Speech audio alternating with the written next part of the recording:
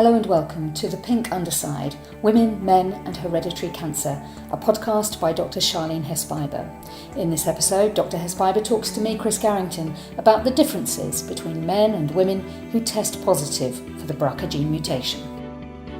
It was interesting. There were some stark differences between what the men told me and what the women told me. For example, the men, for the most part, gave familial reasons for getting tested. It wasn't about them. It was about getting tested so they could know whether or not they were positive for their children. So these familial reasons very much align with men's role as supporters of their families. The men really, even when they were tested, they weren't willing, to seek out medical treatment or asking for tons of help. And very often you can think about this, even though they wanted to do it for their family, they really didn't see themselves as in any form of medical danger. And this could also go back to, personally for them, they didn't want to feel weak. Something like breast cancer is considered by many to be a female disease. And many of these men just didn't think and couldn't wrap their head around in the beginning that men could get breast cancer. Yeah, I guess we tend to think of men as being sometimes reluctant to talk about health issues, and something like breast cancer must have been doubly difficult. The men said they had experienced breast cancer symptoms, but they really didn't seek medical attention. They thought it was a cyst, or even their doctors did. George told me, for example, that he noticed the lump in his breast, and he said he acted in typical male fashion. He did nothing for 2 months. And Jo, whose sister was encouraging him for years to be tested after she tested positive, admitted that, to be honest, he did have some symptoms. He did find a lump, but, he really kept it from everyone. So it's interesting that the men really were in tremendous denial about the fact that they could get breast cancer. So the one thing that helped them get to the doctor was the support they got either from their wife, if they were married, or some loved one in their family that really pushed them to get tested. If they weren't, we didn't have both family reasons and that push, we wouldn't get them to the testing table. And how did that differ from what the women told you? The women told me they felt worried at any kind of lump in their breast. They went and got it checked. And 80% of them, when I asked them their reason to be tested, of all the reasons they could give, primarily they gave me medical reasons. They got tested because of their personal health, because they were afraid that they might have cancer. Women believe, much more than men do, that they are at heightened risk for getting cancer. And if they got a positive diagnosis, the gap between the diagnosis and getting cancer was like immediate. It's like a death sentence to them. Even though they don't have cancer, they feel they're going to get it at any moment. My breasts are ticking time bombs. That's a common thing people tell you. The second big thing that I think they share a little bit with the men as another reason is family reasons. But what the women will tell me is that they have a moral obligation to get tested. They become, in many ways, kind of BRCA informer. They feel that it's their responsibility to take care of this information, to ensure the health of their children and the wider family, because BRCA is passed down through blood. So family was particularly important to the men when it came to deciding to get tested. Was there anything about having children specifically that emerged? Having children for both men and women was rated pretty highly, family reasons, even though women also rated above that, medical reasons. Both the men and the women had told me that finding out about their children's risk was getting them to the testing table. But men really rated this reason higher than women. The interesting thing about children, it depends on the gender of the child. Men and women who only had daughters felt the most motivated to get tested. The next group that was most motivated were men and women who both had daughters and sons. That came next. And then men and women who had sons only. So if you had a son only and not a daughter, that was sort of a less motivating factor. So even among those men and women who are BRCA positive, there is the feeling that their sons are not at risk. So children matter, but if you have a daughter, it matters the most. So what, to your mind, are the implications of those attitudes? Again, we harbor these stereotypes that, this is a female disease and I don't have to worry so much about the men. Well, part of that is the men have a lower risk of getting breast cancer than women do when they have the BRCA mutation. But men are at risk for other kinds of cancer, like prostate cancer. And we know if you have the BRCA mutation, the prostate cancer that men might get is more virulent. So men are at high risk for other forms of BRCA-related cancer, pancreatic cancer, colon cancer, and so on. One of the key things that you were looking at here, Sharlene, were the psychological effects of finding out this news and coming to terms with it. Were men and women affected the same way, or were they affected differently? We get this idea that there's this Angelina Jolie effect. You go in, you get tested, you come out 7 weeks later with a new body. It's kind of the Hollywood celebrity version of getting BRCA positive mutations. And so it's kind of glamorized a little bit. I'm not saying that Angelina Jolie but the media kind of glamorized the outcome. So there are definite psychosocial impacts both genders feel. Both men and women, importantly, reported positive experiences with getting tested, the testing process itself. Many of them reported they got support from their families to get the test. They had similar scores on this kind of the family supporting them in having to go and get this test, not being alone, going with their spouse or going with another loved one to find out about the result and so on. Beyond that kind of positive experience, there were gender differences with regard to distress and uncertainty. In what respect? Can you talk us through some of the sorts of things they said to you? Women had more distress and reactions to the result, and also expressed a lot more uncertainty, indecisiveness, confusion. And this really contributed to their feeling overwhelmed. One woman said to me, expressing this kind of distress after she found out, she said, "I've been afraid of cancer my whole life. When I got the genetic news, it was just like every day was filled with pain and terror." And the men in our survey report much lower scores on distress and uncertainty. And the men will tell me, I just have to deal with it. They're not saying they're going to die. They're not saying it's threatening their entire life. For the most part, they're worried about their kids. They'd even go out and say to me, I really don't care about myself. I care about what this means for my children.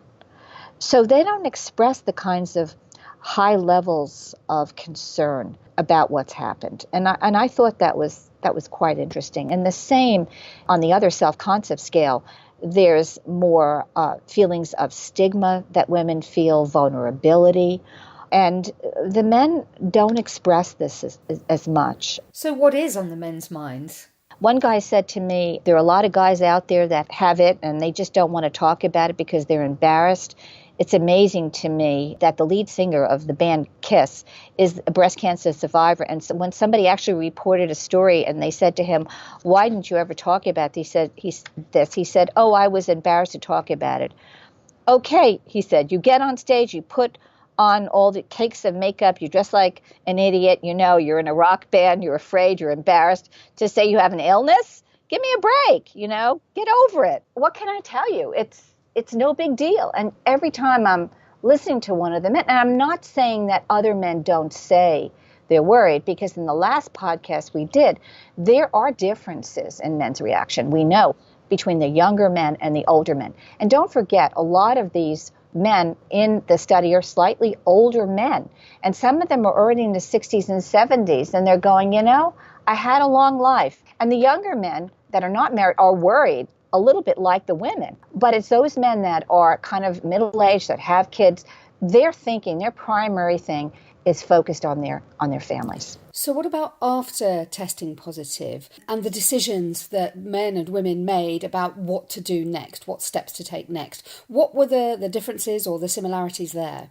In general, women choose preventive surgery much more often than the men, except for the fact that when I told you last podcast that men bump into their cancer, they have no choice but to get surgery because they may be in an advanced stage of cancer. But here we're talking about preventative surgery. They don't have cancer diagnosis yet. And there is this feeling